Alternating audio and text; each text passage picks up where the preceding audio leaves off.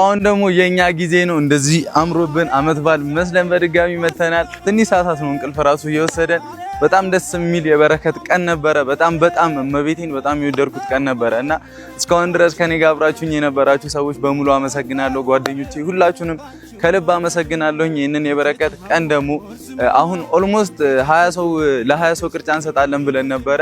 ከ40 ምናምን ሰው በላይ ደርሰናልና ቀጣይ አመት ደግሞ ለ1000 ሰው ለመስጠት የቻልነውን በሙሉ እናደርጋለን እንሞክራለን።